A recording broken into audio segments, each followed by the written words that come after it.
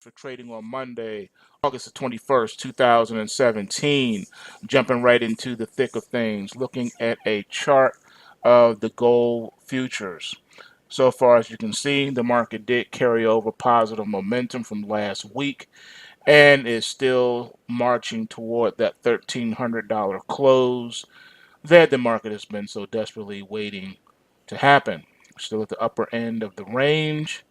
All right, this is still a dangerous place to be, but so far we do have a successful close here, and that was made 2 weeks ago. Had a 12.95 close. The last high close was back here of 12.81.50, which the market took out.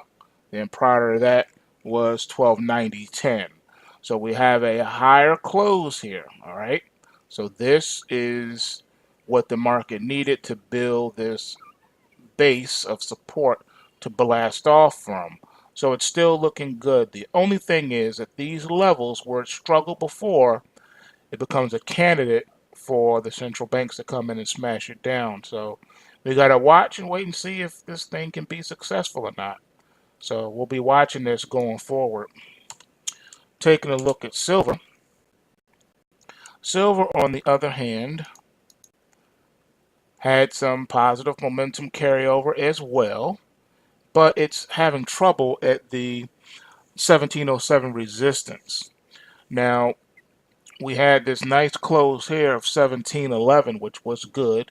Prior to that, your high close was at 1754. So we're still low. We're still, within this downtrend, and the market is going to really have to have some strength to it to power up enough to get up and above this here. All right. So even though here 2 weeks ago you had a 1711 close, last week we only closed at 1695,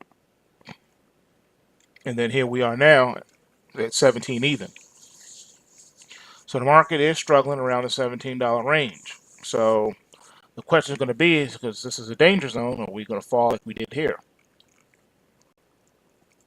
or back in here? That's the question moving forward.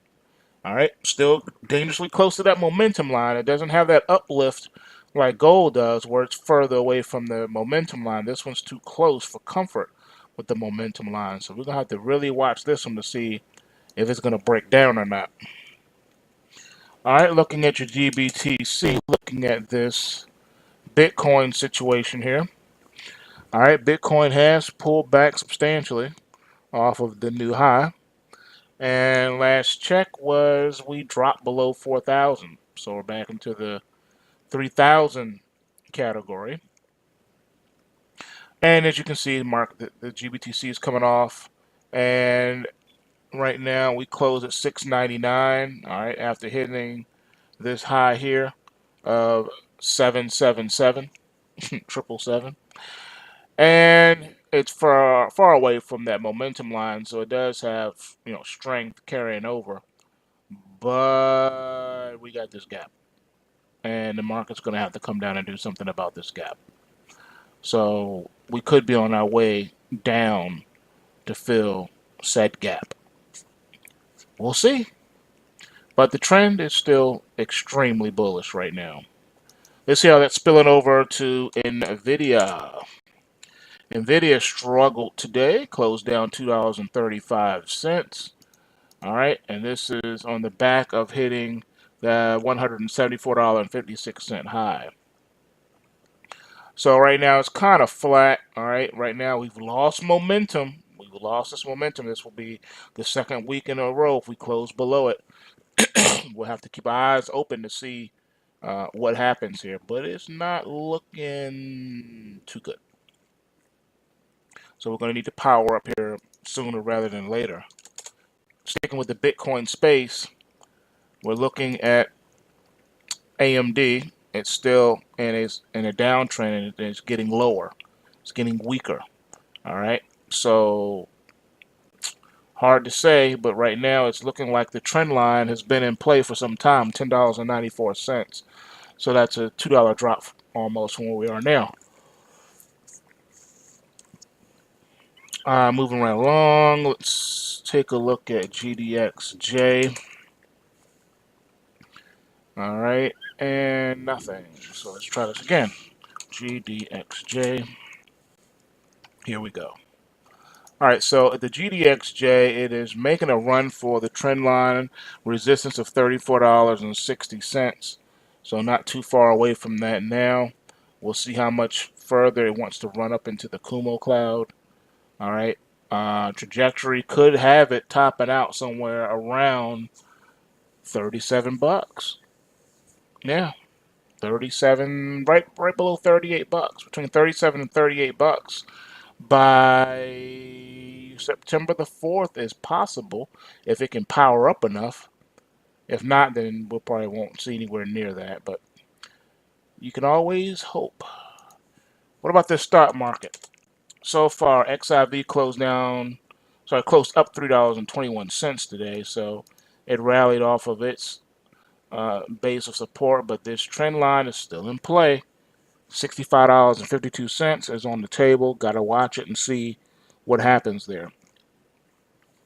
And above resistance is at make it $80.17 right here. So it's still well below the momentum line. It's going to have to rally a little bit more to get above that and put it into the downtrend. All right, looking at the mighty Dow. The Dow futures has really been, chugging along here, but we lost that momentum last week, folks. Can it regain it this week? Can it regain it this week without rolling over? And if we do roll over, the trend line of 20,290 comes into play, folks. It is what it is. 1,000-point drop, and that's nothing but a drop in the bucket. And look at the rampage coming up ahead. So who knows? Anything goes at this point. It's going to be an interesting week to see what's up. Taking a look at the Russell, if I can type it in right.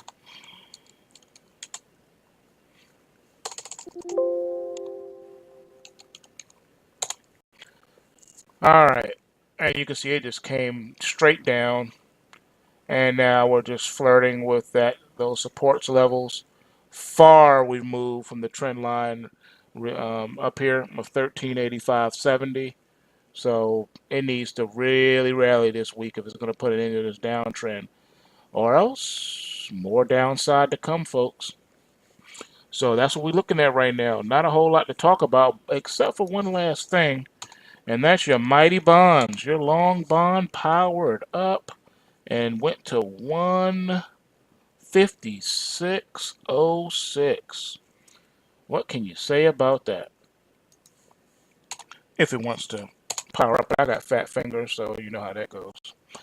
All right, so far this market is just getting more powerful by the day, and it wants to keep running, just like I told you where it was going to go. That's where it's going. All right, you hit 156.09, and that's where it's at right now.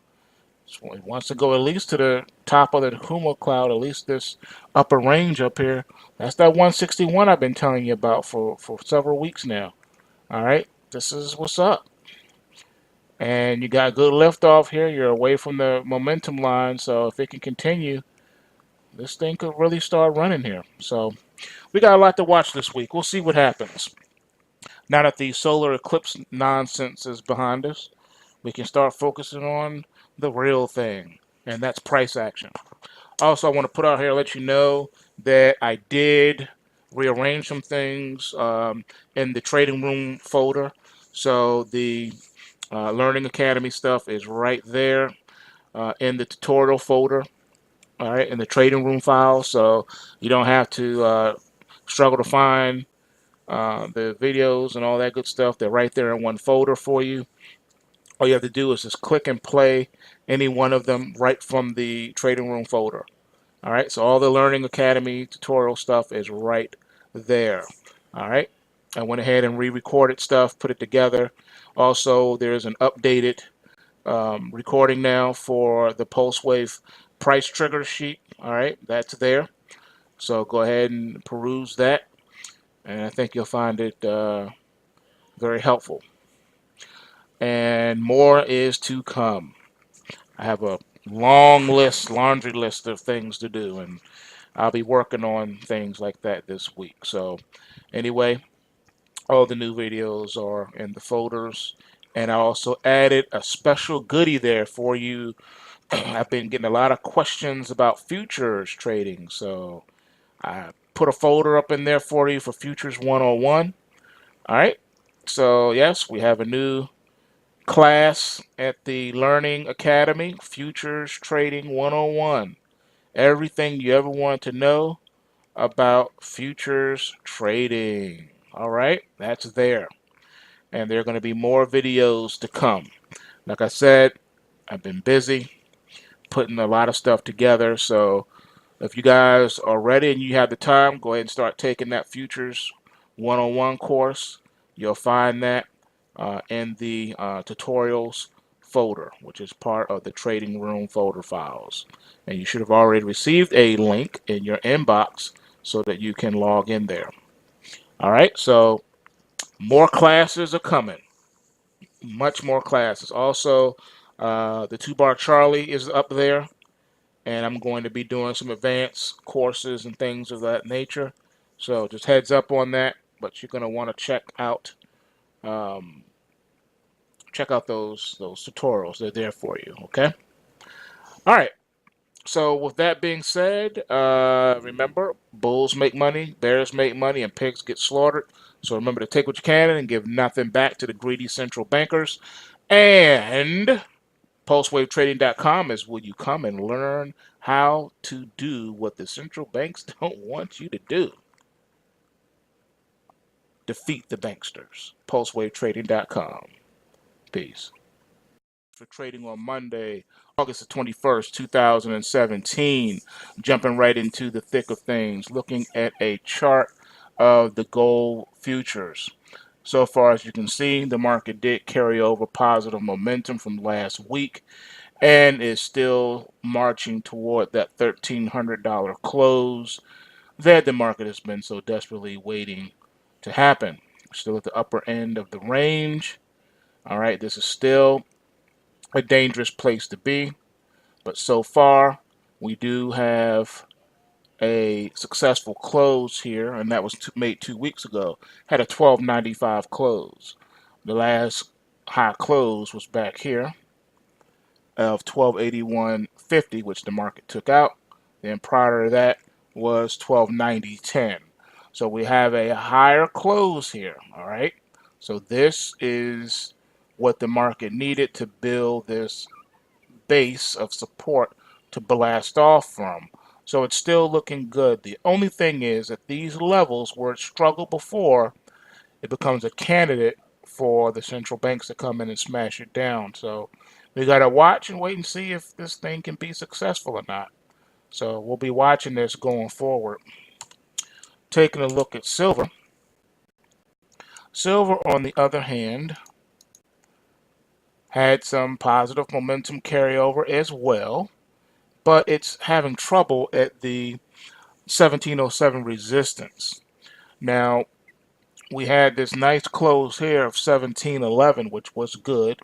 Prior to that, your high close was at 1754. So we're still low. We're still, within this downtrend, and the market is going to really have to have some strength to it to power up enough to get up and above this here. All right. So even though here 2 weeks ago you had a 1711 close, last week we only closed at 1695,